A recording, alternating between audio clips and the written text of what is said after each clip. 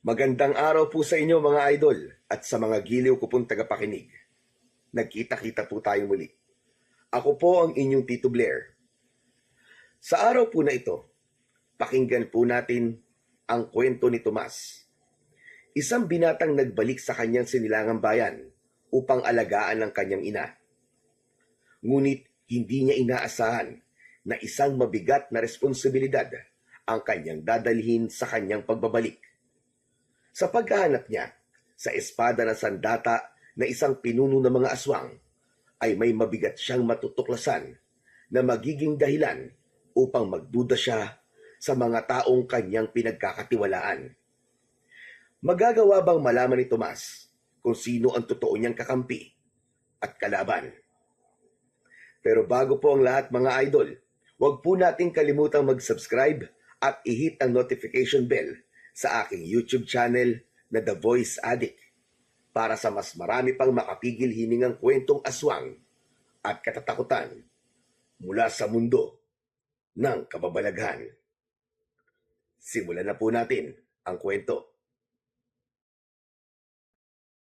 Nay, kumain na po kayo. Nagluto po ako ng sopas. Tamang-tama po ito kasi malamig ang panahon. Malamig na po kasi dahil magpapasko. Ano po kaya kung gumawa ko ng parol para meron tayong isasabit sa labas ng bahay? Nalungkot si Tomas nang wala siyang nakuwang sagot mula sa nanay niyang si Laura na nakaupo lang sa hagdan ng kanilang kubo. Nakatanaw ito sa kawalan na para bang meron itong hinihintay. Lumapit si Tomas kay Laura at hinawakan ito sa balikat. Bahagyang napaiktad si Laura. Nay, kumain na po tayo. Baka lumamig po ang sopas. Ang tatay mo, Tomas. Nasaan ang tatay mo? Kumain na lang po tayo, Nay. Tara na po. Hindi sinagot ni Tomas ang tanong ni Laura. Inilalayan niyang makatayo ang payat nitong pangangatawan. Iginiya ito papunta sa maliit nilang hapagkainan. Inilapit ni Tomas ang isang mangkok ng mainit na sopas kay Laura. Dinamihan ko po ang gatas niyan, Nay. Kaya masarap po yan. Sana'y nakuha ko po yung lasa ng pagluluto nyo.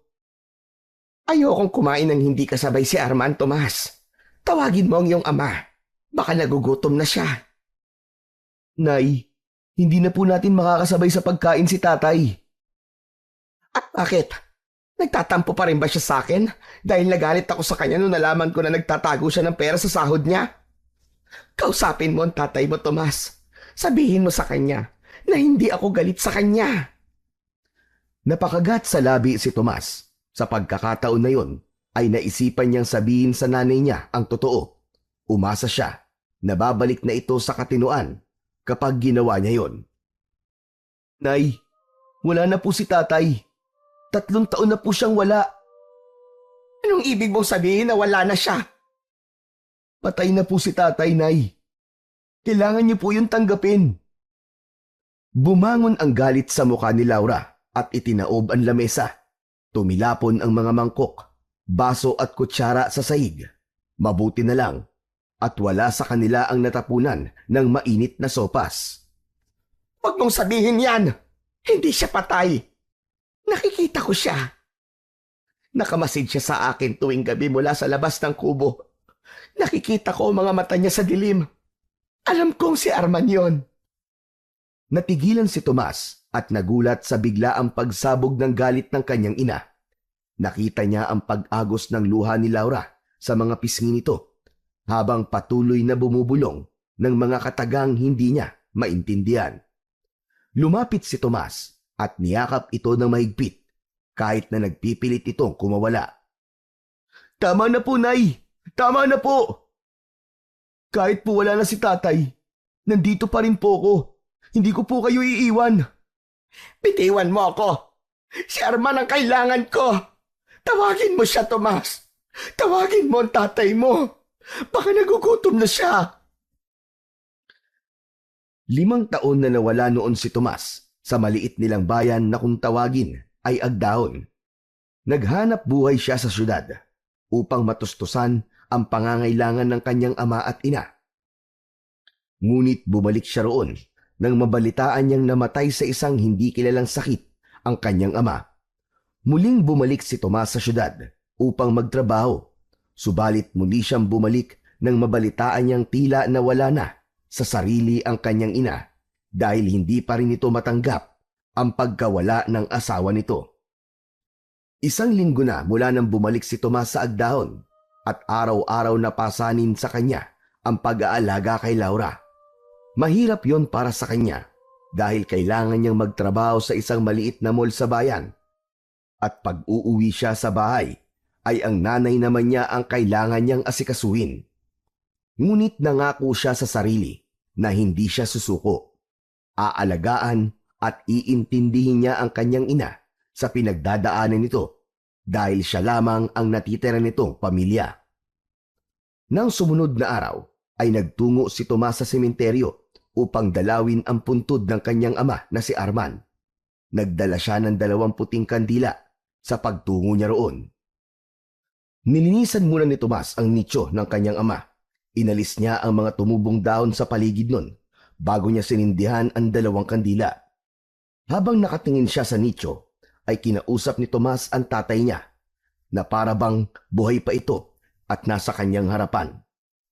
Napapikit siya ng umagos ang luha sa kanyang pisngi. Tay, ang hirap po. Hirap na po ako na alagaan si nanay. Parang araw-araw po, unti-unti ako nangihina. Pero hindi po ako susuko. Alam kong hindi niyo po gugustuhin na sumuko ko, itay. Tumigil siya sandali, pinunasan ang luha at muling tumingin sa lapida ng kanyang ama. Ang daya niyo po. Ang daya-daya niyo po, itay. Iniwan niyo kagad kami ni nanay. Hindi niyo man lang hinintay na maging buo ulit tayo. Di ba sabi ko po sa inyo, ay uuwi ako kapag nakaipon na ako. Pero sana po, kung nasan ka man ngayon, ay masaya ka na dyan at wala ka ng sakit na nararanasan. Matagal na kinausap ni Tomas ang libingan ng kanyang ama bago siya nagpasyang umalis. Pagtalikod niya, ay napansin niya ang isang lalaking nakatayo sa hindi kalayuan malapit sa isang lumang puno. Napakunot ang noo niya dahil kabulto yon ng kanyang ama. Biglang tumalikod ang lalaki at tumakbo palayo. Sumunod naman si Tomas at tinawid ang mga nicho at halos matapakan ang ilan sa mga yon. Hinabol niya ang lalaki dahil nais niyang malaman kung sino yon. Lumiko ang lalaki sa isang pasilyo sa pagitan ng mga lumang nicho. Sumunod si Tomas. Ngunit sa pagliko niya, imbis na ang lalaking hinahabol niya ang makasalubong niya, ay isang matandang lalaki ang nabangga niya at natumba yon sa lupa. Aray ko po, Diyos ko! Aray ko! Aray, ang sakit ng balakang ko! Naku, pasensya na po kayo. Hindi ko po kayo nakita. Ikaw ba ay bulag? At hindi mo ako makita? Kinuha ni Tomas ang braso ng matandang lalaki at tinulungan niya itong tumayo. Sorry na po talaga. Hindi ko po sinasadya. Ayos lang po ba kayo? Ayos lang ako. Matanda na ako pero matibay pa naman. Sandali lang. Hindi ba ikaw ang anak ni Arman at Laura? Opo, ako nga po. Ako po si Tomas. Sa pagkakatanda ko po, kayo po si Mang Siloy. Sa inyo po ako nun pinapagamot ni nanay kapag may lagnat ako o kaya naman napaglalaruan ako ng lamang lupa. Siguro kaya pamilyar ka sa akin. Hanggang ngayon naman nanggagamot pa rin ako dito sa Sitio Agdahon. Siguro nga po. Pero may itatanong po ako sa inyo. Nakita niyo po ba yung lalaki na dumaan dito? Tumatakbo po siya. Medyo matangkad po siya tapos nakasuot po ng itim na t-shirt. Ay nako, wala akong nakitang ganong lalaki rito. Siguro'y guni-guni mo lamang yon. Hala, sige na. Mauuna na ako. Sa susunod ay magdahan-dahan ka para hindi ka nakakabangga. Nang umalis na si Mang Siloy, ay naiwan si Tomas sa gitna ng mga nicho. Bumalik siya sa paghahanap sa lalaki, pero hindi niya na yon nakita pa. Sa huli, ay sumuko na lang si Tomas at umuwi na siya sa kanilang kubo. Isang gabi, bilog na bilog ang buwan. Ang liwanag nito ay nakakalat sa daan, habang si Tomas naman ay naglalakad pa uwi mula sa kanyang trabaho. Malamig ang hangin, kaya nakasuot ng lumang jacket si Tomas. Maya-maya pa ay may naramdaman si Tomas na kakaibang presensya sa kanyang likuran. Tumigil siya sandali upang makita kung merong tao roon, ngunit wala siyang nakita. May tao ba dyan? Sino yan? Walang tugon na natanggap si Tomas. Wala siyang nakita maliban sa mga anino ng mga puno at ang mga bahay na nakasarado na lahat. Napailing na lang siya at muling naglakad at sa pagkakataong yon ay mas mabilis na. Ngunit sa bawat hakbang niya ay tila lalong lumalakas ang pakiramdam niya na meron talagang sumusunod sa kanya. Hanggang isang pag-angil ang kanyang narinig. Paglingon niya ay isang nakakatakot na nilalang na may mahahabang kuko at nanlilisik na mga mata ang biglang sumunggab sa kanya. Natumba si Tomas sa lupa at pumaibabaw ang nilalang sa kanya. Hindi siya nagpadala sa takot. Agad niyang inalala ang mga natutunan niya sa martial arts school nung siya ay nasa syudad pa. Isang malakas na suntok ang pinatama niya sa mukha ng nilalang. Nang makawala siya rito, ay tumayo siya at isang sipa naman sa mukha ng nilalang ang pinakawalan niya. Hindi ako natatakot sa iyo, halimaw ka! Sige, lumabang ka! Ang aswang ay napaatras sandali, ngunit muling sumugod kay Tomas. Pinipigilan ni Tomas ang mga matutulis na kuko nito sa pamamagitan ng maigpit na paghawak sa braso nito. Malakas niyang sinuntok sa tagiliran ang aswang. Hindi inasahan ni Tomas ang pagdating ni Mang Siloy at isa pang binata na sa tingin niya ay kaedad niya. Sinabuyan ni Mang Siloy ng asin ang nilalang. Ang binata naman na may dalang buntot ng pagi ay hinampas ang nilalang gamit yon. Galit na sumigaw ang nilalang bago yun tumakbo palayo. Nang wala na ang nilalang ay saka lumapit si Mang Siloy kay Tomas. Ayos ka lang ba, Tomas? Hindi ka ba nasaktan? Hindi naman po, Mang Siloy. Siya po ang nasaktan sa akin. Mabuti naman kung ganon. Oo nga pala. Ito ang aking apo na si Lando. Tinuturoan ko siya kung paano manggamot. Tumangulang si Lando kay Tomas na tila palaging may seryosong muka. Salamat po sa inyo. Kundi po dahil sa inyo, baka patay na po ako. Hindi ka dapat gumagala sa labas kapag ganitong bilog ang buwan. Bakit naman? Anong meron kapag bilog ang buwan? Hindi mo ba talaga alam ang nangyayari dito sa Agdahon, Tomas? Hindi po eh. Ano po bang nangyayari dito, Mang Siloy? Alam mo, tuwing bilog ang buwan dito sa Agdahon, ay sumasalakay ang mga aswang. Nambibiktima sila ng mga taong walang kamalay-malay. Halos 3 taon nang nangyayari yun dito.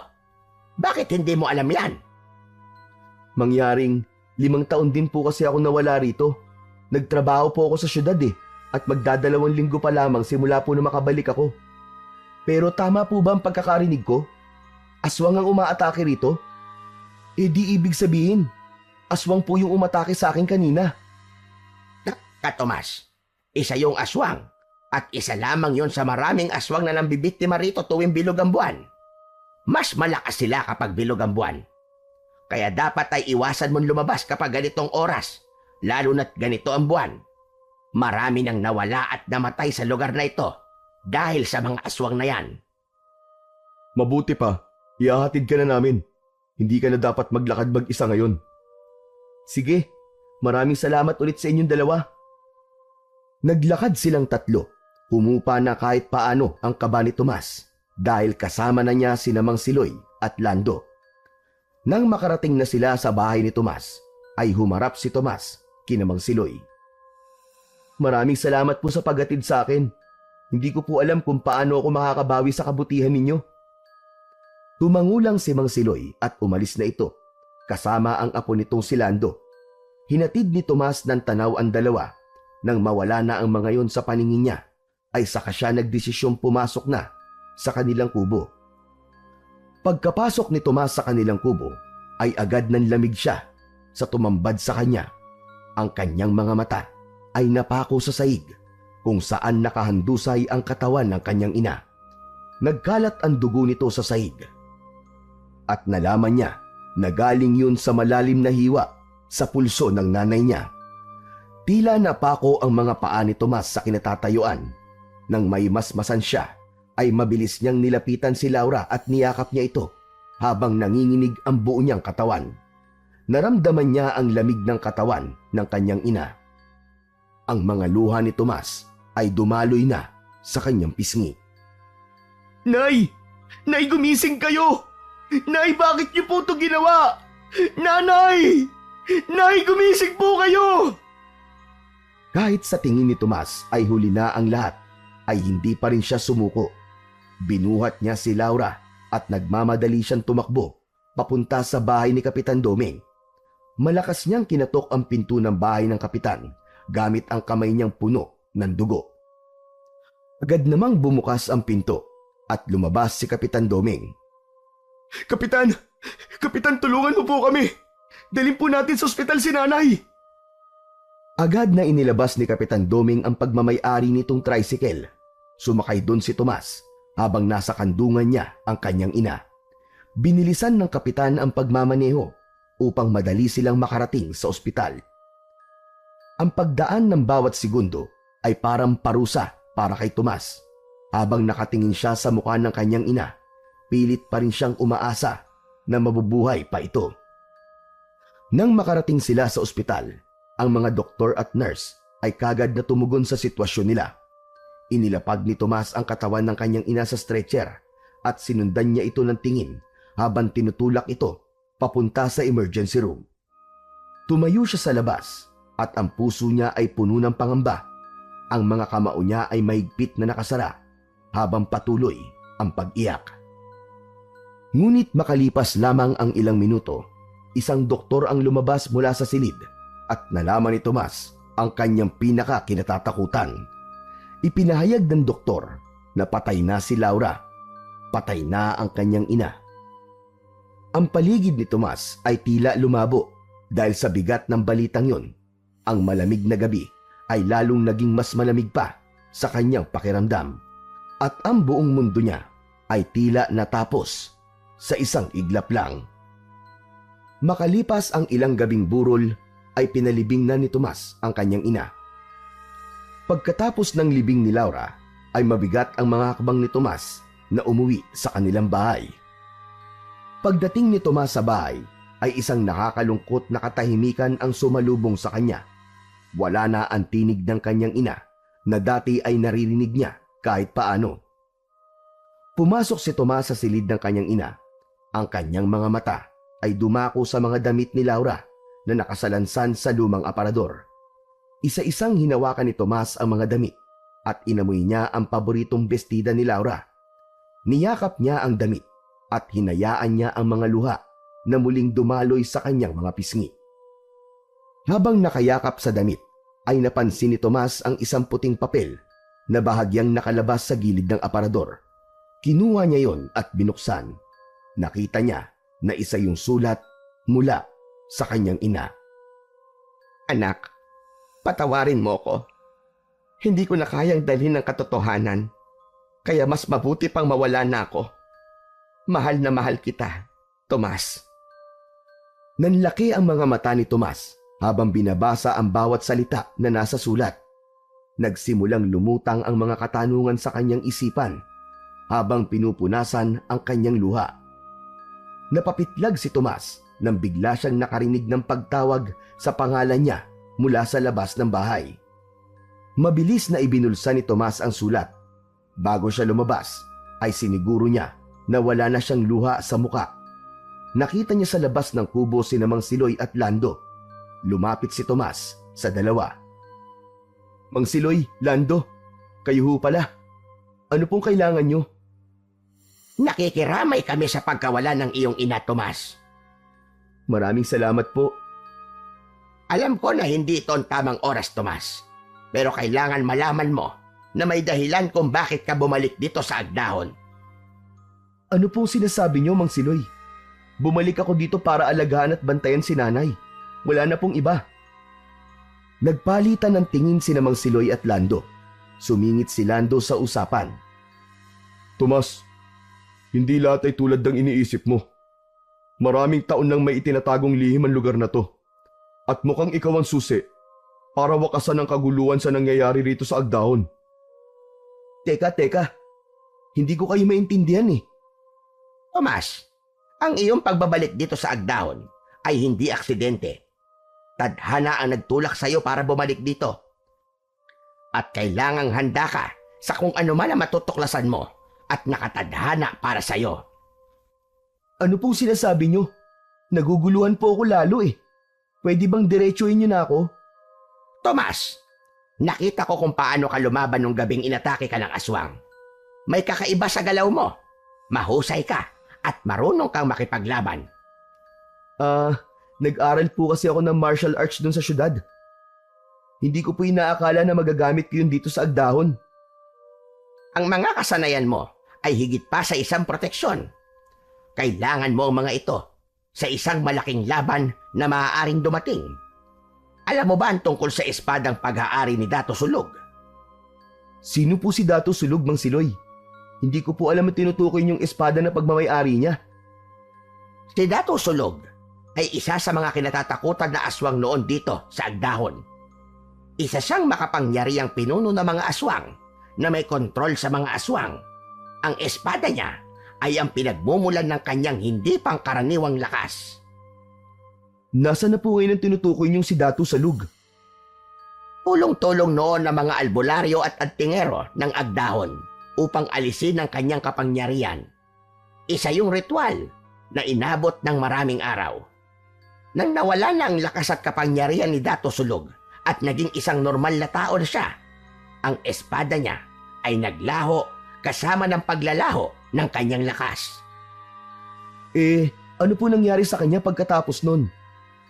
Nabuhay siya bilang isang simpleng mamamayan at nagkaroon siya ng pagkakataong mamuhay ng tahimik at malayo sa kadiliman at kasamaan. Ngunit, nang siya'y pumanaw, isang kakaibang pangyayari ang naganap. Muling nabuhay si Dato Sulog, ngunit sa anyo ng isang iswang na mas malupit at mas puno ng puot. Ang makapangyarihan niyang espada ay muling lumitaw at ngayon ay hawak na naman niya ito. Muling bumalik ang mga alagad niyang aswang na siyang sumasalakay dito sa Agdahon tuwing bilog ang buwan. Ibig niyo po sabihin, bumalik siya para maghigante? Posible yon, Tomas. Kailangan nating hanapin ang espada upang mabawasan ang lakas niya at madali natin siyang matalo. Teka, sandali lang po. Bakit ako? Bakit kailangan ko madamay sa bagay na yan? Ano pong kinalaman ko dyan? Alam kong naguguluhan ka, Tomas. Ngunit may mga bagay na nakatadhana kahit hindi natin ginusto. Matagal na akong may panaginip na paulit-ulit. Isang lalaki ang babalik sa Agdahon. Dala ang pag-asa at ang kakayahang tapusin ang kasamaan ni Dato Sulog. Matagal ko nang hinihintay ang araw na yon. At nang makabalik ka rito, ay lumakas ang kutob ko na ikaw ang lalaking yon sa aking panaginip.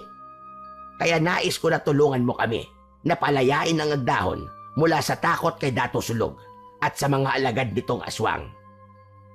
Nako, pasensya na po, Mang Siloy. Pero hindi ko po kaya magdesisyon sa ngayon eh.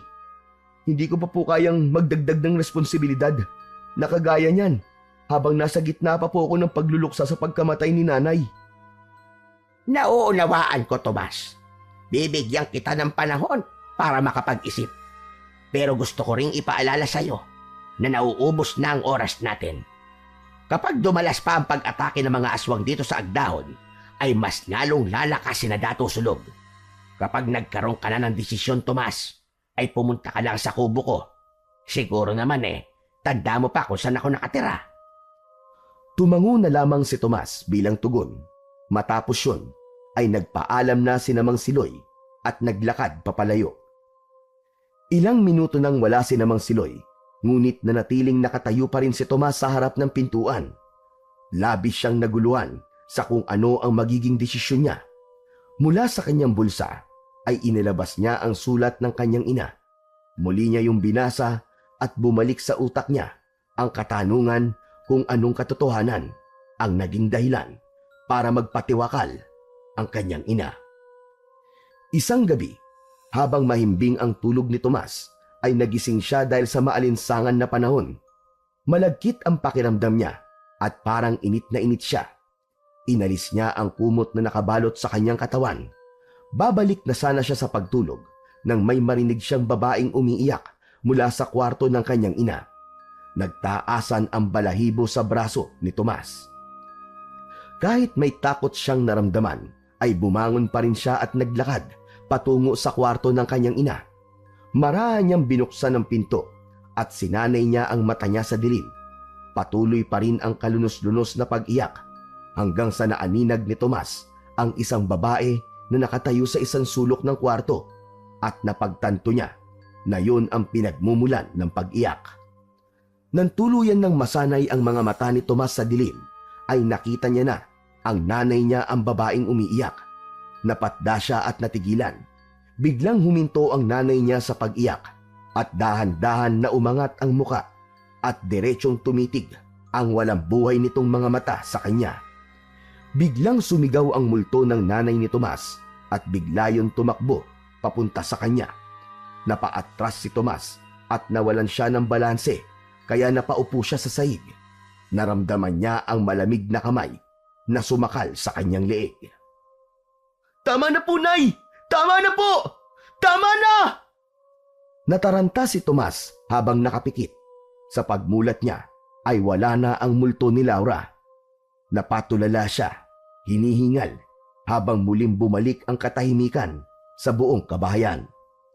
Napasigaw si Tomas nang biglang bumagsak mula sa dingding ang picture frame na may larawan ng kanyang ina. Tumayo siya at kinuha yun. Tumitig siya sa nakangiting larawan ni Laura. "Nay, nagtatampo po ba kayo? Dahil hindi ko na po kayo nadadalaw sa sementeryo?" Huminga siya ng malalim at pinahid ang luha sa gilid ng kanyang mga mata. Nagdesisyon si Tomas na puntahan si Laura sa sementeryo sa oras na yon. Kumuha siya ng 2 kandila at posporo, saka siya naglakad palabas ng bahay. Tumingala siya sa langit at nang nakita niyang hindi bilog ang buwan, ay nakaramdam siya ng konting ginhawa. Ibig sabihin ay walang aswang ang aatake sa gabing yun. Pagdating ni Tomas sa sementeryo, ay naglakad siya sa makipot na daan na tinatabunan ng mga damo at luma ng lapida hanggang sa narating na niya ang nicho ng kanyang ina at sa tabi nun ay ang nicho ng kanyang ama. Hinaplos niya ang malamig na lapida ni Laura at pinakiramdaman ang bawat ukit ng pangalan ng kanyang ina. Pinagsindi niya ng tig-isang kandila ang 2 nicho na naroon. "Nay, kumusta na po kayo dyan ni tatay? Pasensya na po kayo kung 3 araw na po akong hindi nakakadalaw sa inyo rito. Alam ko po na nagtatampo ka sa akin, kaya nagpakita ka sa akin kanina. Sa totoo lang po, ayokong pumunta rito kasi mas lalo lang po ako nalulungkot eh." Tumigil si Tomas sa pagsasalita nang may marinig siya na kaluskos mula sa likuran. Napalingon siya at bumilis ang tibok ng kanyang puso nang makita niya ang isang nilalang na nakatayo sa hindi kalayuan. Pero dahil sa madilim, ay hindi niya nakita kung sino yon. "Sino yan? Sino yan?" Nagsimulang maglakad ang nilalang palapit kay Tomas hanggang sa tuluyan niya nang nakita ang anyo nito at doon niya napagtanto na isa pala yung aswang. Biglang tumakbo ang aswang pasugod kay Tomas. Inihanda ni Tomas ang sarili at inalis niya ang takot sa kanyang dibdib. Sumugod din siya at sinalubong ang aswang ng suntok sa muka. Narinig niya ang malakas na ungol nito, ngunit hindi ito umatras. Sinundan pa niya ng isa pang sipa na tumama naman sa tagiliran nito. Mabilis na bumawi ang aswang. Sumugod ito at sinubukang sakmalin si Tomas. Inilaga niya yon, ngunit nahawakan siya ng matutulis na kuko ng aswang sa kanyang braso na nag-iwan ng mababaw na sugat. Bumuelo si Tomas at sinuntok ang aswang sa dibdib. Napaurong ito, ngunit sumugod ulit. Biglang dumating si Lando na may hawak na isang patalim.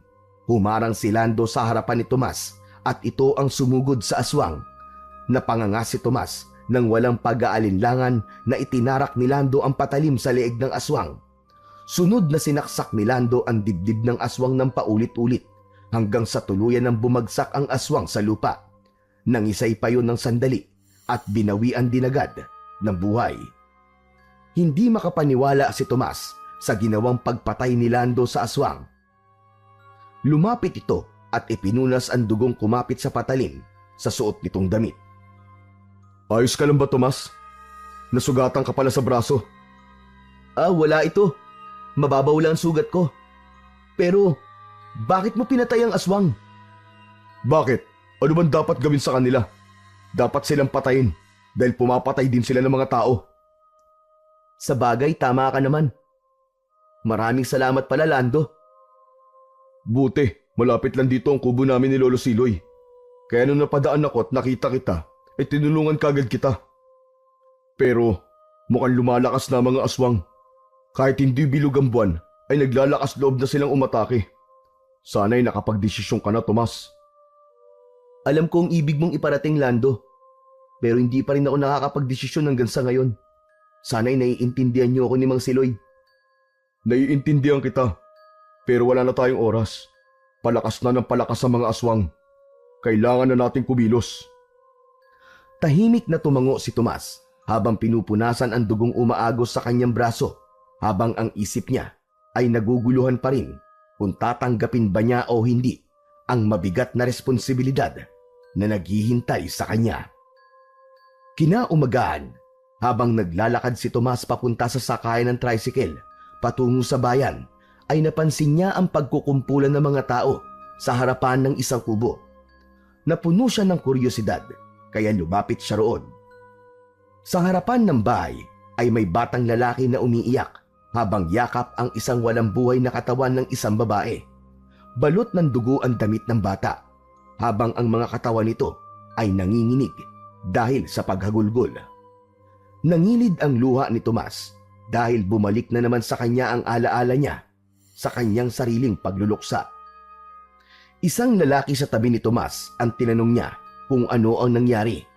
Bumulong ang lalaki at sinabi na biktima raw ng aswang ang babae at anak nito ang batang umiiyak.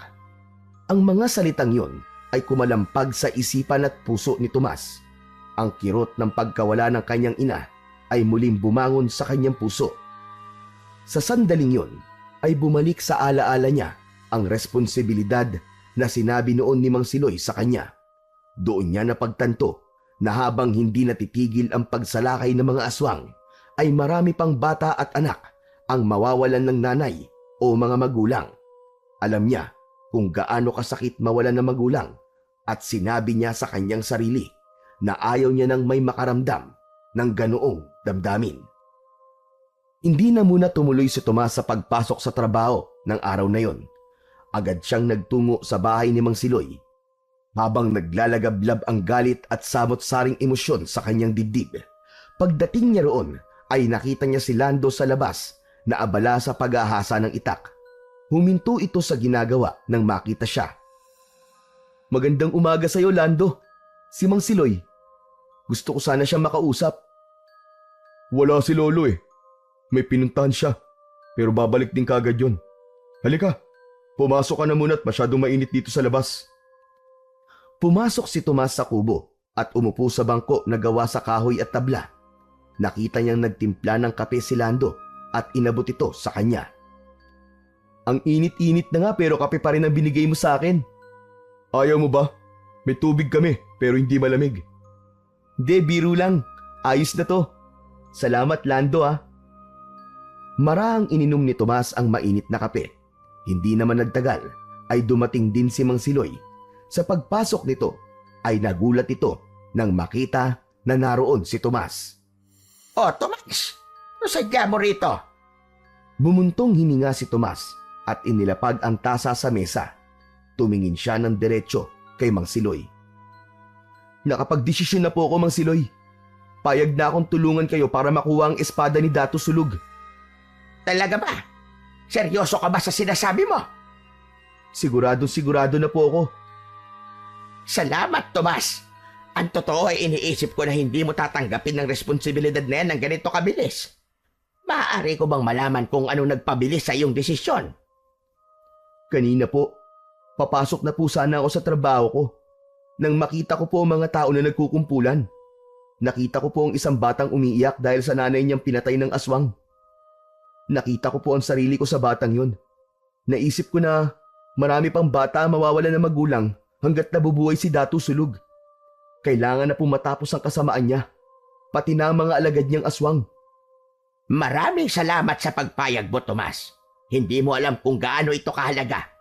Alam kong mahirap ang desisyong ito, pero humahanga ako sa iyong tapang. Pero paano po natin makukuha ang espada? At ano mga paghahandang kakailanganin nating gawin, Mang Siloy? Tumahimik si Mang Siloy at lumingon kay Lando bago bumalik ang tingin kay Tomas. Ang espada ay nasa kuta ng mga aswang. Nasa gitnang bahagi yun ng kagubatan ng agdahon. Hindi basta-basta ang pagpunta at pagpasok doon, kaya kailangan mo na matinding paghahanda. Sandali lang po. Bakit ako lang ang kailangan maghanda? Hindi ba kasama ako kayo? Tomas, matanda na ako. Mahina na ang aking katawan at kung sasama pa ako sa iyo ay magiging pabigat lamang ako. Hindi ko na kayang humarap sa mga halimaw tulad ng dati. Pero huwag kang mag-alala. Kasama mo si Lando. Sasamahan kanya at tutulungan kanya sa laban.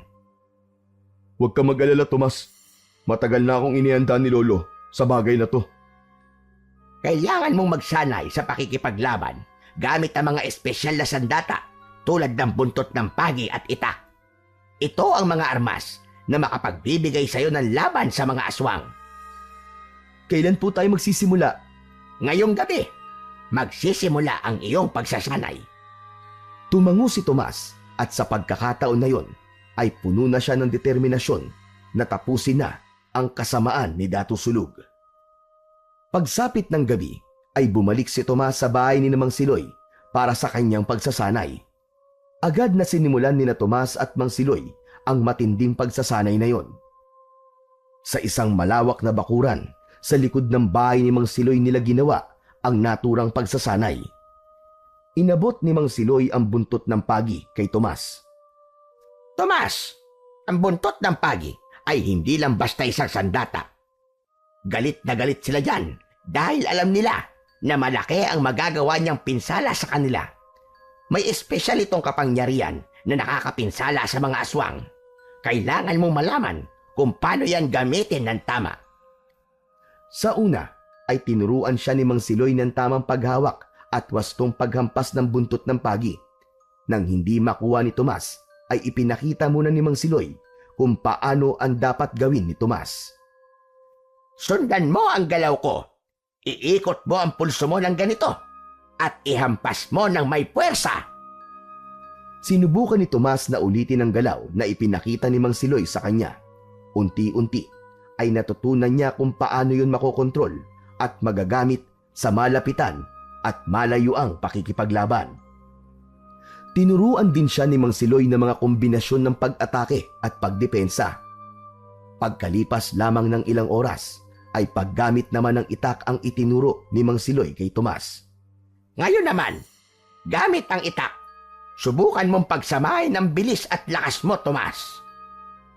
Kinuha ni Tomas ang itak at huminga ng malalim. Sinimulan niya ang pag-atake gamit yon habang iniisip niya na merong aswang sa kanyang harapan. Maya-maya lang ay sabay niya nang ginamit ang itak at ang buntot ng pagi. Madaling araw na nang matapos ang pagsasanay ni Tomas at bago siya umuwi ay ibinigay ni Mang Siloy sa kanya ang itak at buntot ng pagi upang kahit nasa bahay siya ay makakapag-ensayo siya. Sinabi rin ni Mang Siloy na kapag handa na si Tomas ay magsabi lang siya rito. Nang mga sumunod na araw sa sariling bakuran ni Tomas ay nagpatuloy siya sa pagsasanay. Paulit-ulit niyang ginawa ang mga taktika at galaw na itinuro sa kanya ni Mang Siloy. Sa bawat hampas ng itak at buntot ng pagi ay ramdam niya ang bigat ng responsibilidad na nasa kanyang balikat. Ngunit kasabay nun ay ang pakiramdam ni Tomas ang paglaki ng tiwala niya sa sariling kakayahan sa pakikipaglaban. Hanggang sa paglipas pa ng mga araw ay nararamdaman ni Tomas na handa na siyang harapin si Datu Sulog at ang mga alagad nitong mga aswang. At sa pagkakataong yun ay inihanda na ni Tomas ang sarili sa darating na laban na alam niyang magpapalaya sa buong agdahon sa takot. Nang sumunod na araw ay nagtungo si Tomas sa kubo ni Mang Siloy. Sandali lang siyang kumatok at agad naman siyang pinagbuksan ng pinto ni Mang Siloy. Agad itong ngumiti nang makita si Tomas. Pinapasok siya ng matandang lalaki at nang makaupo siya ay agad siya nitong kinausap. Kumusta ang iyong pagsasanay, Tomas? Biyasa ka na ba sa paggamit ng buntot ng pagi at itak? Maayos naman po, Mang Siloy. Malaking tulong talaga mga itinuro niyo sa aking teknik. Kaya sa tingin ko ay biyasa na po ako. Mabuti naman kung ganon. Ano nga pala ang pakay mo at napadalaw ka? May kailangan ka bang itanong sa akin tungkol sa pakikipaglaban sa mga aswang? Wala naman po, Mang Siloy. Nandito po ako para sabihin po sa inyo na handa na ako. Handa na po ako magtungo sa kuta ng mga aswang upang kunin ang espada ni Datu Salug. Abay, magandang balita yan, Tomas. Sa wakas, ito na simula ng pagwakas ng takot ng mga tao rito sa Agdahon. Alam kong ikaw ang lalaking nakita ko sa aking panaginip noon. Alam kong ikaw ang magtatapos sa paghahari ng kasamaan ni Datu Sulog dito sa ating lugar. Kailan po ako magtutungo sa kuta, Mang Siloy? Kung kailan mo nais, Tomas, walang problema sa akin, kahit kailan. Pero mas maganda kung sa lalong madaling panahon. Bukas po, Mang Siloy. Tama ka. Ang ganitong bagay po ay hindi na dapat pinatatagal pa. Baka kapag pinatagal pa natin to, ay mas lalong lumakas ang mga aswang at mahirapan na tayong labanan sila. Tumango si Mang Siloy. Sandali yung tumayo at lumapit sa isang lumang baul. Binuksan nito yon at mula roon ay inilabas nito ang isang lumang mapa. Inilatag yun ni Mang Siloy sa lamesang nasa gitna nila. Ito ang mapa ng gubat dito sa Agdahon. Narito, dito mismo, nandyan ang kuta ng mga aswang. Matatagpuan yon sa gitna ng kagubatan. Hindi magiging madali ang paglalakbay mo. Pero huwag kang mag-alala dahil sasamahan ka naman ni Lando. Sasabihin ko sa kanya kagad ang plano natin. Alam ko na mahirap ito, pero may tiwala ako sa iyo, Tomas. Magtatagumpay tayo dahil tayo ay nasa panig ng kabutihan. At may tiwala rin po ako sa inyo, Mang Siloy. Talagang ngayon ko napagtanto na may dahilan kung bakit tayo nagkakilala. Habang tinitignan ni Tomas ang mapa, ay naramdaman niya na mas lumalim ang determinasyon sa kanyang dibdib na magtagumpay. Ang kanyang mga kamay ay mahigpit na nakakuyong at alam niyang ang susunod na hakbang niya ay siyang magdadala sa kanila sa isang labanan na magpapasya sa kinabukasan ng Agdahon. Pag-alis ni Tomas sa bahay ni Mang Siloy, ay tinahak niya ang daan patungo sa maliit na simbahan ng Agdahon. Ang lumang simbahan na yari sa kahoy at bato ay tahimik at may kalumaan na. Ngunit nagbigay yun ng kakaibang kapayapaan kay Tomas nang pumasok siya roon. Lumuhod si Tomas sa harap ng altar. Nagsindi siya ng kandila at nagdasal ng taimtim. Ang mga mata niya ay nakapikit at ang mga kamay niya ay mahigpit na magkadikit. Diyos ko, bigyan niyo po ako ng lakas at tapang sa darating na laban ko sa mga aswang. Gabayan niyo po ako at huwag niyo po akong pababayaan. Naniniwala po ako na kasama ko po kayo sa laban na ito, Panginoon. Nang matapos ang kanyang pagdarasal, ay dahan-dahan siyang tumayo at umupo sa mahabang upuan sa unahan. Nanatili pa ron si Tomas ng ilang minuto. Kung siya lang ang masusunod, ay ayaw niya nang umalis doon dahil sa kapayapaan na kanyang naramdaman habang naroon siya. Maya-maya lang ay nagdesisyon nang umalis ng simbahan si Tomas, ngunit hindi pa rin siya umuwi sa bahay niya. Bagkus ay tinahak niya ang daan patungo sa sementeryo. Nang marating niya ang puntod ng kanyang mga magulang, lumuhod siya at inilapat ang kamay sa malamig na lapida. Nay, Tay, alam ko matagal na akong nawala sa lugar na ito. Pero totoo nga pala na may dahilan kung bakit ako bumalik dito sa Agdahon. Hindi lang po ito para sa inyo. Ito'y para sa lahat ng mga tao dito. Para palayain sila sa takot na dulot ng mga aswang ni Datu Sulog. Kailangan ko po ng gabay nyo. Sana'y samahan niyo po ako sa laban na ito. Pinikit niya ang mga mata niya at kasabay nun ang pagpatak ng kanyang mga luha. Ang katahimikan ng sementeryo ay tila nagbigay ng kasiguruhan na narinig siya ng kanyang mga magulang. Matapos ang ilang sandali, ay tumayo si Tomas at pinunasan ang mga luha. Napuno siya ng paniniwala na handa na siya.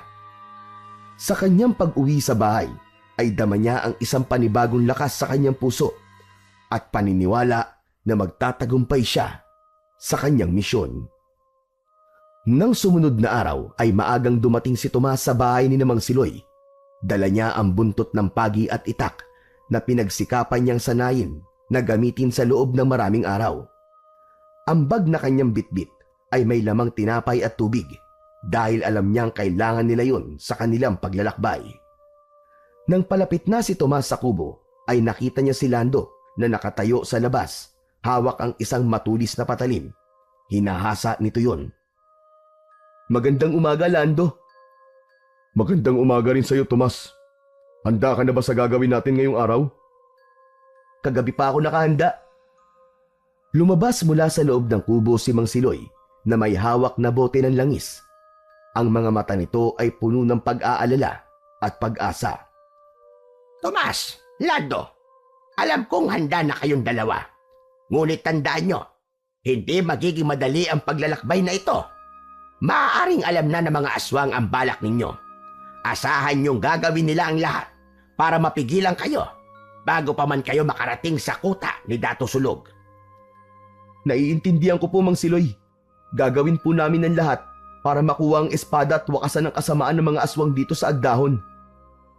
Naglagay si Mang Siloy ng langis sa daliri nito at idinampi nito yon sa noo ni na Tomas at Lando. Sa ngalan ng mga espiritu ng mga manunugis, antingero at albularyo na nauna nang nakipaglaban sa kasamaan, kasama ang liwanag na sumalungat sa kadiliman, bigyan nawa kayo ng lakas at tapang. Sana igabayan kayo ng nasa itaas upang makamit ninyo ang tagumpay. Matapos ang basbas ni Mang Siloy, ay muling nagsalita si Tomas. "Mang Siloy, maraming salamat po sa lahat ng ginawa niyo para sa amin, lalo na po sa akin. Nangangako po ako na gagawin ko ang lahat para magtagumpay. Hindi namin bibiguin ang tiwalang ibinigay mo sa amin ni Lando." Babalik kami, Lolo Siloy, at pagbalik namin, dala na namin ang espada ni Dato Sulog. Mag-iingat kayo at kung sakali man dumating ang pagkakataong mapaharap kayo sa peligro, alalahanin niyong higit sa tapang ang kailangan, karunungan at tiwala sa sarili niyong kakayahan ang magsasalba sa inyo. Nagkatinginan sina Tomas at Lando. Nang tumango si Tomas, ay nagpasya na silang umalis. Habang tinatahak nila ang daan palabas ng kabayanan, ay ramdam ni Tomas ang bigat ng kanyang tungkulin. Ngunit nanatili siyang matatag at puno ng paniniwala na makukuha nila ni Lando ang espada mula sa pinuno ng mga aswang na si Dato Sulog. Mabilis na narating nila Tomas at Lando ang kagubatan. Kahit tirik ang araw, ay hindi yung direktang tumama sa kanila dahil sa dami ng mayayabong na puno sa kanilang nilalakaran. Ang katahimikan ng paligid ay binubuhay lamang ng huni ng mga ibon at tunog ng mga nadudurog na tuyong dahon sa bawat hakbang ni na Tomas at Lando. Sinulyapan ni Tomas si Lando. Seryoso ito sa paglalakad, kaya napagpasyahan niyang basagin ang katahimikan. "Lando, pwede ba ako magtanong?" Oo naman, ano bang itatanong mo? "Nasa na pala mga magulang mo? Hindi ko pa kasi sila nakikita o nakikilala man lang." Matagal na silang wala, Tomas. Pinatay sila ng mga aswang. Pati ang mga kapatid ko hindi pinalagpas ng mga aswang. Walang natira sa pamilya ko. Kaya si Lolo Siloy lang ang nagpalaki at nag-alaga sa akin simula noon. Ngayon ay naiintindihan ko na kung bakit ganito na lang kalaki ang kagustuhan mo samahan ako sa misyon na to. Pero talaga palang napakabuti ni Mang Siloy, no? Napakaswerte mo kasi meron kang lolo na kagaya niya. Hindi ko siya kadugo, Tomas. Inampun lang niya ako. Wala na kasi akong ibang matatakbuhan nun. Pero kahit hindi kami magkadugo, itinuring niya akong tunay na apo. Hindi ko alam na hindi pala kayo magkadugo. Pero mas lalo akong humanga kay Mang Siloy ngayon. Yun ang tunay na kabutihan. Ang mag-alaga kahit hindi mo naman kadugo o hindi mo obligasyon na gawin yun. Nang marating nila ang isang lugar, na mas maraming puno, ay tumigil muna sila upang magpahinga. Ibinaba ni Tomas ang kanyang bag at kumuha ng tinapay at tubig. Umupo sila sa lilim ng isang puno at nagsimulang kumain. Alam mo, simula bata pa lang ako, sinasanay na ako ni Mang Siloy para maging albularyo. Sinimulan niya akong turuan sa mga orasyon at pag-aaral, sa mga halamang gamot. Sabi niya, darating ang panahon, nakakailanganin ulit ng agdahon ng isang albularyo kapag nawala na siya. Mabuti yun, Lando. Importante na hindi mawala ng albularyo ang agdahon, lalo na sa panahong ito na maraming tao hindi kaya magpagamot sa ospital. Isa pa, naniniwala rin ako na may mga karamdaman na hindi kayang pagalingin ng mga doktor. Sandaling natahimik si Lando, tila nag-iisip ng malalim. Tinitigan nito ang hawak na tinapay at bumuntong ng hininga. Tomas, pwede ba magtanong? Bakit ka nagtiwala kagad kay Lolo Siloy? Hindi ko rin alam, Lando eh. Siguro dahil naging magaan kagad ang loob ko sa kanya nung iniligtas niya ako sa aswang. Isa pa, habang nakikilala ko siya, ay lalo ko nakikita ang kabutihan ng hangarin niya. Ewan ko, hindi ko rin talaga may paliwanag na maayos. Siguro nga, sadyang may mga bagay na nararamdaman mo lang, kahit wala kang konkretong dahilan. Isang mahabang katahimikan ang namayani pagkatapos ng sagot na yun ni Tomas. Napansin niya ang biglaang pag-iba ng timpla ni Lando. Tila may gusto pa yung sabihin, ngunit hindi nito maibulalas. Lando, may gusto ka bang sabihin? Oh, wala Tomas. Pasensya na. Tara na, maglakad na ulit tayo. Kailangan natin makarating sa kuta bukas ng umaga. Tiningnan ni Tomas si Lando nang may pag-aalala, ngunit tumango na lamang siya. Nagkaroon siya ng pakiramdam na may tinatago si Lando. Tumayo na sila at ipinagpatuloy ang paglalakbay. Inabot na ng gabi sina Tomas at Lando sa kanilang paglalakad. Mas tinalasan ni Tomas ang pakiramdam dahil sa hinala niya na may mga aswang na nag-aabang sa kanila at naghihintay lamang ng pagkakataon na umatake. Sa paglalakad nila ay may nakita sila na isang maliit na kuweba. Nagdesisyon sila na doon sila magpapalipas na magdamag dahil masyadong mapanganib kung itutuloy nila ang paglalakbay ng ganoong oras. Pumasok sina Tomas at Lando sa kuweba. Nagbigay yon ng sapat na silungan mula sa malamig na ihip ng hangin ng gabing yun. Inayos nila ang kanilang mga dala. Umupo si Tomas at inuunat niya ang kanyang mga binti na medyo masakit na dahil sa ilang oras nilang paglalakad. Lando, malayo pa ba tayo sa kuta ng mga aswang? Malapit-lapit na tayo, Tomas. Kung maaga tayo magigising at magpapatuloy bukas, ay aabutin natin ang kuta sa pagsikat ng araw. Kailangan lang natin maging maingat. Mas mabuti pa sigurong matulog na tayo para maaga tayo magising bukas. Humiga na ang dalawa at ginawa nilang unan ang kanilang mga bag. Bago pumikit, ay taimtim na nagdasal si Tomas sa kaligtasan nila ni Lando. Matapos yun, ay pumikit na siya at pinilit na makatulog upang makabawi ng lakas. Hindi nagtagal ay narinig na ni Tomas ang paghilik ni Lando na tanda ng pagkapagod nito sa mahabang lakad na ginawa nila. Maya-maya pa ay nakatulog na rin si Tomas. Ngunit makalipas lamang ang ilang sandali ay nagising si Tomas dahil sa marahang pag-alog ni Lando sa kanya. Tomas! Tomas, gising! Magsasalita sana si Tomas upang magtanong, pero mabilis na tinakpan ni Lando ang kanyang bibig at sinenyasan siyang tumahimik. Itinuro ni Lando ang labas ng kuweba. Nang alisin ni Lando ang kamay sa bibig ni Tomas, ay dahan-dahan siyang tumingin sa labas. Sa labas ng kuweba ay nakita ni Tomas ang isang anino na gumagalaw sa pagitan ng mga puno. Isa yung aswang na matangkad at payak. Ang mga mata nun ay pula at kumikislap habang sinusuri ang paligid. Ang dila ay humahaba na akala mo ay isang ahas. Tila meron yung hinahanap at nagkaroon si Tomas ng hinala na sila ni Lando ang hinahanap ng aswang. Mabilis na kinuha ni Tomas ang kanyang itak at si Lando naman ay inilabas ang patalim nito. Nagkatinginan silang dalawa at tumango sa isa't isa bilang hudyat na handa na silang lumabas. Maraan silang lumabas ng kuweba. Ang aswang ay hindi agad nakahalata sa kanila. Mula sa likuran ay isang mabilis na hampas ng itak ni Tomas ang dumapo sa likod ng aswang na yon. Napaigik ito at bago pa yon makalaban ay inundayan ito ni Lando ng patalim sa leeg. Nagpupumiglas ang aswang, ngunit sa pagtutulungan nila Tomas at Lando ay tuluyan nila yung napabagsak sa lupa nang wala ng buhay. Wala naman palang kwenta ang isang to. Hindi man lang tayo pinagpawisan. Kapwa natigilan sina Tomas at Lando nang mapansin nila ang mga kumikislap na pares ng mga mata sa paligid. Ang mga aswang ay unti-unting lumitaw mula sa kadiliman at naglalakad na parang mga gutom na halimaw. Naku po, Diyos ko! Ang dami nila! Hindi pa tapos to, Tomas. Maghanda ka. Napalunok si Tomas at tumango. Mabilis siyang tumakbo pabalik sa loob ng kuweba at kinuha ang buntot ng pagi.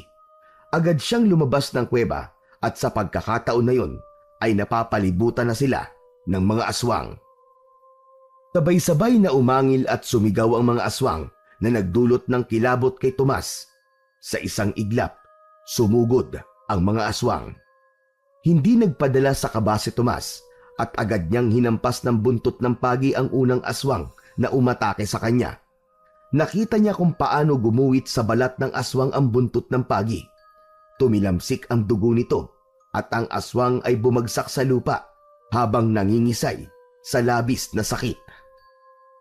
Nakita ni Tomas si Lando na nakikipagpambuno sa isang aswang. Mabilis na tinulungan ni Tomas si Lando. Sinaksak niya ang aswang sa tagiliran gamit ang itak. Nang mabitiwan ng aswang si Lando, ay ginilitan niya yon sa leeg. Isang aswang ang mabilis na lumapit mula sa likuran ni Tomas, pero naramdaman niya yon, kaya mabilis siyang nakaiwas sa pag-atake nun. Hinampas niya yon ng buntot ng pagi, sabay saksak ng itak sa dibdib nito. Tomas, sa kaliwa mo! Agad na umiwas si Tomas at nakita ang tatlong aswang na papalapit sa kanila. Nagsanib puwersa sina Tomas at Lando sa pag-atake. Si Lando ay sumipa sa tiyan ng isa at sabay nilang tinapos ang dalawa sa pamamagitan ng magkasunod na pag-atake.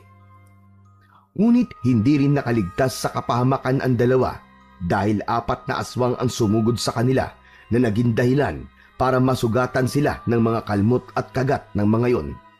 Ganun pa man, hindi nawala ang tapang sa kanilang dalawa at mas lalo pa silang nag-alab sa pakikipaglaban. Makalipas ang mahabang oras ng labanan, isa-isa nang bumagsak ang mga aswang sa lupa hanggang sa tuluyan ng maubos ang mga yon. Humihingal sina Tomas at Lando na nakatayo sa gitna ng mga bangkay ng mga aswang. Ang kagubatan ay bumalik sa katahimikan. Ang husay mo, Tomas. Hindi nakapagsisisi na ikaw ang pinili ni Lolo Siloy na gumawa ng misyon na ito. Maraming salamat, Lando. Ikaw rin. Mahusay ka rin makipaglaban. Muling bumalik ang dalawa sa loob ng kuweba nang masiguro nila na ligtas na sila.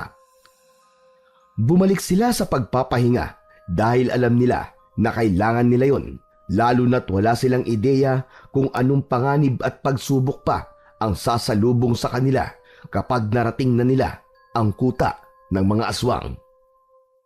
Pagsapit ng umaga ay naunang nagising si Tomas kay Lando.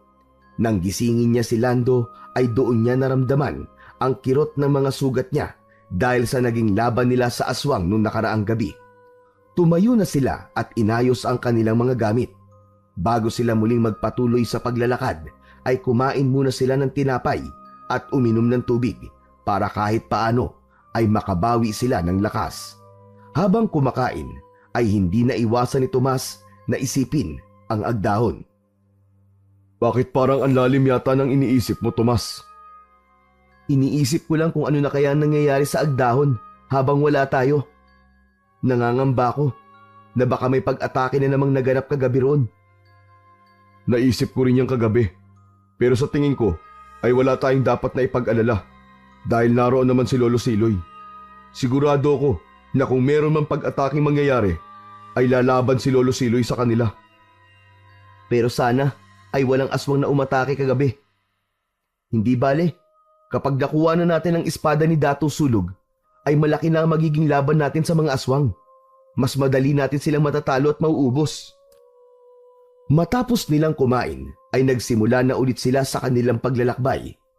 Makalipas ang ilang oras, ay narating na nila ang kuta ng mga aswang. Nagtago muna sila sa isang malaking bato upang tingnan kung marami ba silang makakalaban doon.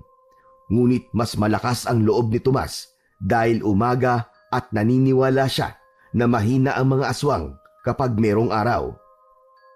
Ang kuta ng mga aswang ay tila isang maliit na baryo. Meron doong mga kubol na halatang luma na at ang iba ay sira-sira na. Nakapagtataka, bakit tila walang aswang o tao sa kuta na to, Lando? Kaya nga eh. Pero baka napatay na natin sila kagabi. Ang dami nating napatay, Tomas. Baka yun na lang ang natitira sa kanila. Ewan ko pero parang masama ang kutob ko. Masyadong tahimik. Ang katahimikan na ganito ay madalas na may nagtatago na mas malaking panganib. Tara na, hanapin na natin ang espada ni Dato Sulog. Sa tingin ko, magandang pagkakataon ito. Dahil sa tingin ko, ay mukhang walang aswang ngayon sa kuta. Kahit may pangamba, ay nagtungo pa rin sina Tomas at Lando sa mismong kuta. Sa pinakagitna ay natagpuan nila ang pinakamalaking kubo doon. Lumapit silang dalawa roon habang maigpit ang hawak ni Tomas sa buntot ng pagi upang kung sakaling merong biglang umatake sa kanila ay handa siya. Pagpasok nila sa loob ng kubo ay bumungad sa kanila ang isang altar na may mga bungo at buto. Sa paligid nun ay merong mga upos na kandila at sa gitna ay isang kakaibang espada na kasing itim ng gabi ang hawakan. Nang sabihin ni Lando na yun na ang espada ni Dato Sulog, ay lumapit silang dalawa roon. Tomas, nasa harapan mo na ang espada ni Dato Sulog. Kunin mo na, bago pa may dumating na mga aswang. Teka. Kinakabahan ako, Lando. Parang may mangyayaring masama. Hindi kaya isa tong patibong? Hindi mo ba naiisip? Malaga ang espadang to kay Dato Sulog. Tapos iiwanan lang nila rito na walang kahit isang bantay. Wala na tayong oras para magduda, Tomas. Kailangan mo nang kunin ng espada bago may dumating. Huwag mo nang sayangin pa ang pagkakataong ito. Napatitig si Tomas sa espada. May malamig na hangin ang dumaan sa mukha niya na naging dahilan para tumaas ang balahibo niya sa braso. Sa huli ay nagdesisyon siyang sundin si Lando. Habang dahan-dahang inaabot ni Tomas ang espada, naramdaman niya ang kakaibang enerhiya na humihila sa kamay niya. Nang mahawakan niya ang espada, ay parang may dumaloy na kuryente mula sa espada na mabilis na naglakbay sa lahat ng parte ng kanyang katawan. Napapikit si Tomas at sa isang iglap ay bumaha ang mga imahe sa kanyang utak. Nakita ni Tomas ang kanyang ama. Ang mga mata nito ay pulang-pula at ang mga ngipin ay matutulis. Hawak nito ang isang espada. Galit na galit itong umaangil. Ang sumunod na imahe ay isang lalaking nakatalikod na gumagawa ng orasyon habang pinapalibutan ng mga ito ng aswang. Sunod na nakita niya ay isang malagim na eksena, ang pagkamatay ng kanyang ama na tila pinahirapan muna bago tuluyang bumagsak sa lupa. Napabalikwas si Tomas at nabitiwan ng espada. Habol niya ang kanyang hininga. Tagaktak ng pawis ang buo niyang muka at ang buong katawan niya ay nanginginig. Tomas, ano nangyari? Ayos ka lang ba? May mga nakita ako. Ano nakita mo? Nakita ko ang aking ama. Hawak niya ang espada. Pero nagtataka ako kung bakit isa siyang aswang. Tapos may isang lalaki na nakatalikod habang gumagawa ng orasyon. Nakita ko rin ang pagkamatay ng tatay ko. Hindi ko alam kung bakit ko nakita ang mga yon at anong ibig sabihin nun, Lando. Hindi agad nakapagsalita si Lando. Matiim itong nakatingin kay Tomas. Yun lang ba nakita mo? Si Lolo Siloy, nakita mo rin ba siya? Hindi ko siya nakita. Bakit mo na itanong yun, Lando? Dapat ko bang makita si Mang Siloy? Sa mga imaheng nakita ko nang hawakan ko ang espada? Wala naman. Hindi ko rin alam. Pero kunin mo na ang espada at umalis na tayo rito. Delikado kung magtatagal pa tayo. Nagdalawang isip si Tomas, ngunit tumango siya. Hinawakan niyang muli ang espada at sa pagkakataong yun ay wala nang kakaibang nangyari. Ang mga imahe ay nawala na at nanumbalik na ang kanyang normal na pakiramdam. Nagmadali silang lumabas ng kubol at sinuri ang paligid. Walang senyales na merong ibang tao roon bukod sa kanilang dalawa. Walang sino man ang humarang sa kanila. Inasahan ni Tomas na makakaharap nila si Dato Sulug, ngunit hindi yun nangyari. Nang makalayo na sila sa kuta, ay doon lamang sila huminto sa pagtakbo at naglakad na lamang sila. Hindi pa rin makapaniwala si Tomas na hawak na niya ang espada ni Dato Sulug at napakadali lang nila yung nakuha. Bakit ganun? Wala man lang nagtangkang pigilan tayo. Parang iniwan na ng mga aswang ang kuta nila, Lando. Hindi ko alam, Tomas. Pero magpasalamat na lang tayo at nakuha mo na ang espada. Tama ka, Lando. Sigurado ko na matutuwa si Mang Siloy kapag ibinigay natin to sa kanya. Habang naglalakad sina Tomas at Lando palabas ng kagubatan, ay hindi maitago ni Tomas ang kanyang kasiyahan. Ang ngiti sa kanyang mga labi ay tila hindi maalis, at sa tuwing titignan niya ang espada na hawak-hawak niya, ay mas lalo niyang nararamdaman ang tagumpay na kanilang nakamit. Hindi pa rin ako makapaniwala, Lando. Nakuha natin ang espada ni Dato Salug ng walang kahirap-hirap. Akala ko talaga nung una mahihirapan tayo, pero napakadali lang natin to nakuha. Nilingon niya si Lando na tahimik na naglalakad sa tabi niya. Napansin niya na tila malalim ang iniisip nito, na para bang hindi nito narinig ang sinabi niya. Lando, may iniisip ka ba? Bakit parang napakatahimik mo? Pagod lang, Tomas. Isang araw na tayo naglalakad. Pero masaya rin ako na nakuha na natin ang espada. At sana, ito na ang simula ng pagbabalik ng kapayapaan sa Agdahon. Tama ka, Lando. Malapit na natin makamit ang kapayapaan na yun. Hindi na sinagot ni Lando ang sinabing yun ni Tomas. Kahit na sinabi ni Lando na pagod ito, ay medyo nabahala pa rin si Tomas para sa kasama. Pinilit na lamang niyang alisin ang agam-agam at nagpatuloy sila sa paglalakad. Makalipas ang ilang oras, ay inabot na sila ng gabi sa daan, kaya napagpasyahan nilang magpahinga muna sa ilalim ng isang matandang puno na may malalapad na dahon. Parang delikado na dito tayo matutulog. Baka may aswang na umatake habang tulog tayo, Lando. Tama ka, Tomas. Pero ikaw na muna matulog, habang ako naman ang magbabantay. Sige, Lando. Pero kapag inantok ka na, gisingin mo lang ako, ha. Ako naman ang magbabantay para makapagpahinga ka rin. Pumwesto na ng higa si Tomas at nang ipikit niya ang kanyang mga mata, ay doon niya naramdaman ang labis na pagod nang dahil sa walang tigil nilang paglalakad. Ang malamig na hangin ng gabing yun ay tila yumakap sa kanya habang unti-unti siyang nahulog sa malalim na pagkakahimbing. Tiwala si Tomas na matulog dahil alam niya na nakabantay sa kanya si Lando. Sa muling paggising ni Tomas ay umaga na. Masakit na sa balat ang sinag ng araw na tumatama sa kanya. Nag-alala siya para kay Lando dahil hindi man lang siya nito ginising. Inisip niya na magdamag itong gising at nagbantay sa kanya. Sa pagtayo ni Tomas ay doon niya napagtanto na wala sa tabi o kahit sa malapit si Lando. Bagya siyang nakaramdam ng kaba. Luminga siya sa paligid sa pag-asang makikita niya si Lando, pero bigo siya.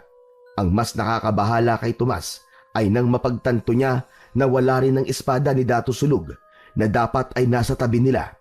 Agad siyang naglakad at sinimulang hanapin si Lando sa paligid, ngunit walang bakas ni Lando o ng espada.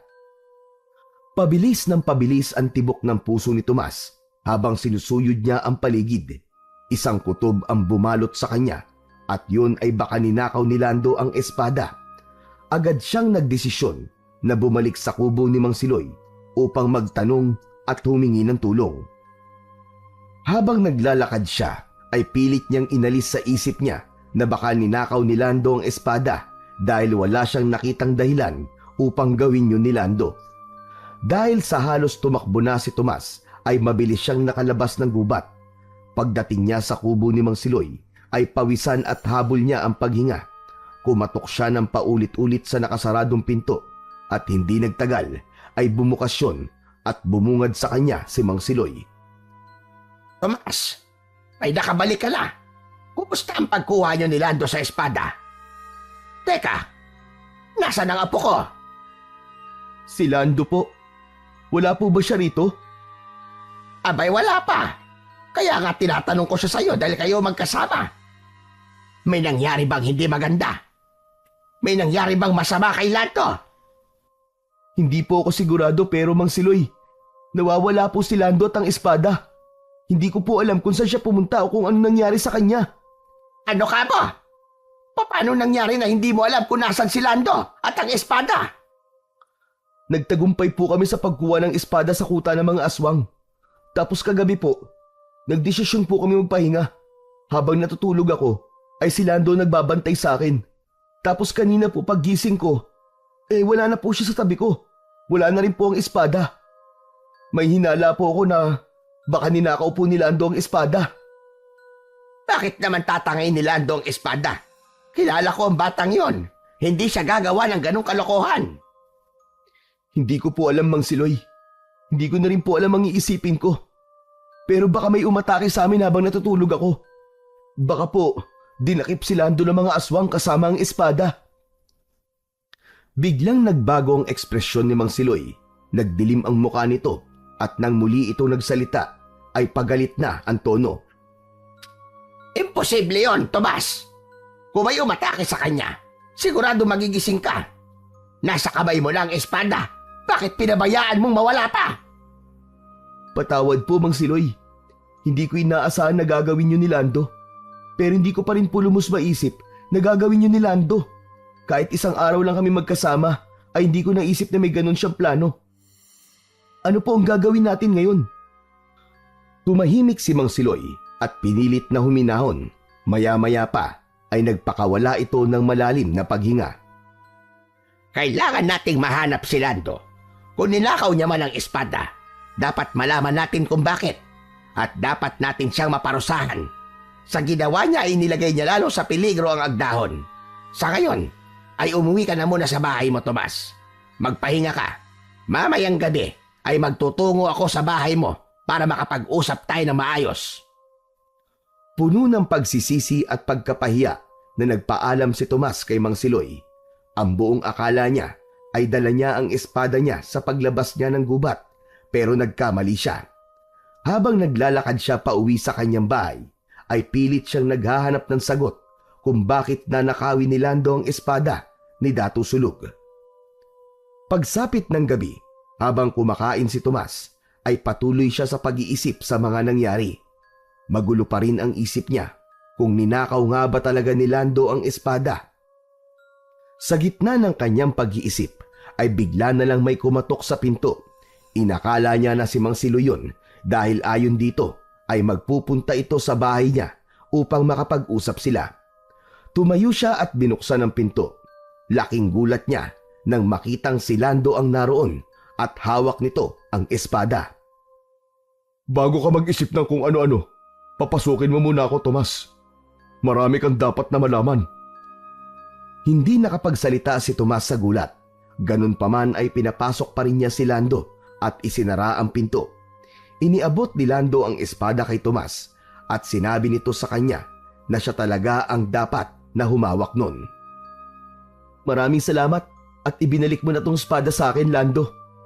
Pero ano ba talaga nangyari? Bakit nawala ka at kasama mo pa ang espada?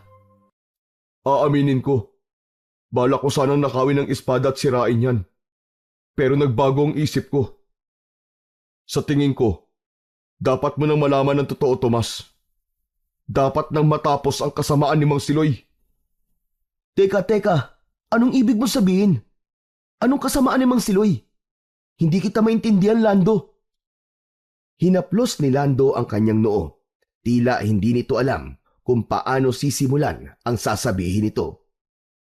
Ang totoo, Hindi masama si Dato Sulog. Isa siyang mabuting aswang na tumutulong sa mga tao sa agdahon noon para labanan ng mga masasamang aswang. Pero si Mang Siloy, siya ang tunay na gahaman. Nilaso niya ang isipan ng mga antingero at albularyo.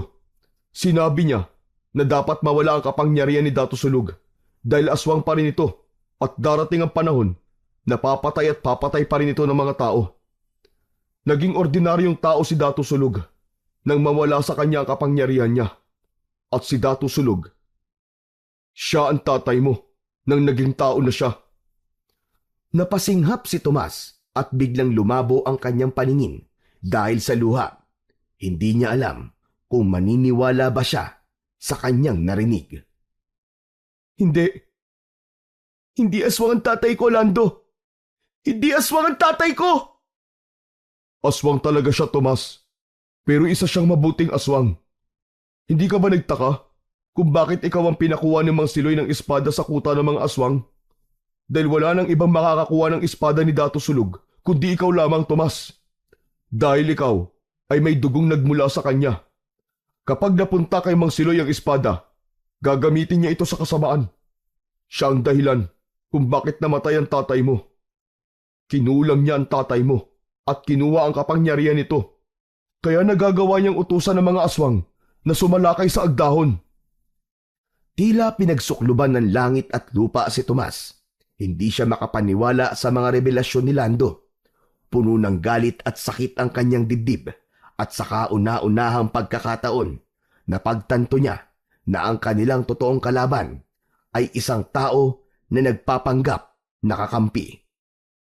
Kung ganun, kapag napunta kay Mang Siloy ang espada ng tatay ko, ay makukumpleto na ang kapangyarihan niya?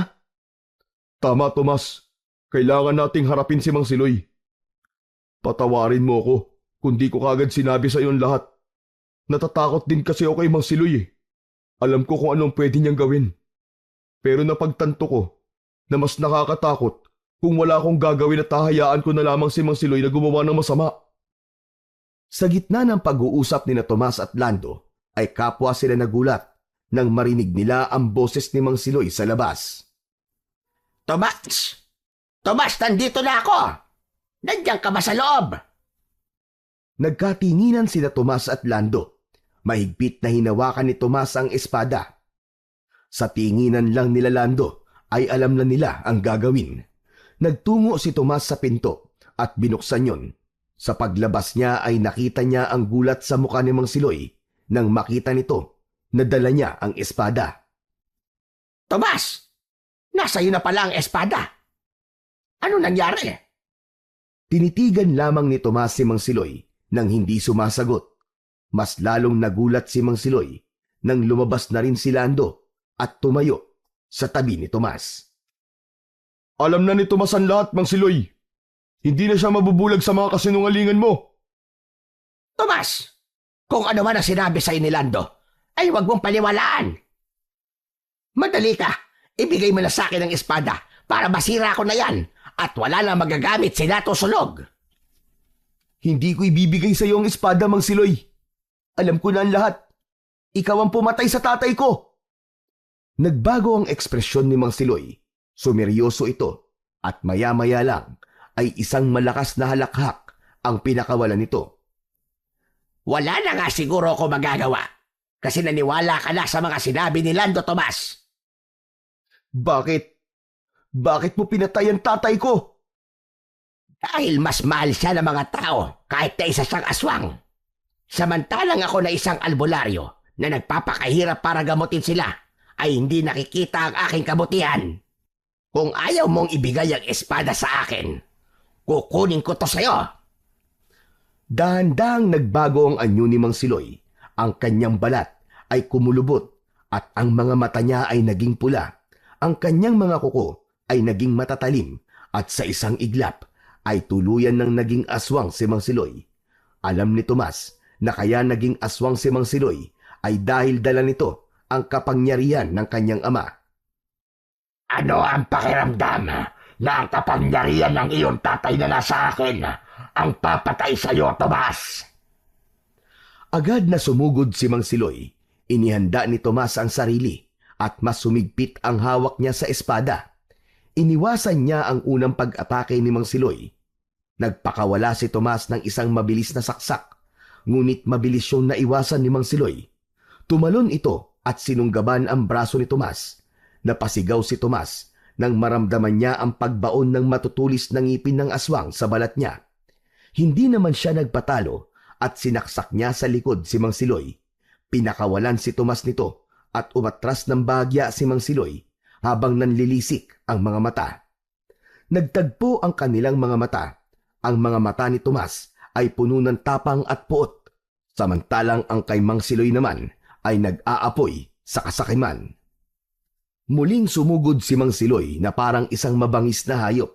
Iniumang nito ang matutulis nitong kuko at muling naiwasan yun ni Tomas. Yumuko siya at nang lumapit si Mang Siloy ay ibinaon niya ang espada sa tiyan nito. Kahit sugatan na ay tila ayaw pa rin sumuko ni Mang Siloy. Sa muli nitong pagsugod ay mas mabilis na ito. Nagawa nitong sakmalin si Tomas habang ang isa nitong kamay ay pilit na inaabot ang espada kay Tomas. Malakas na tinaga ni Tomas ang isang kamay ni Mang Siloy. Napasigaw si Mang Siloy nang maputol ang isa nitong kamay.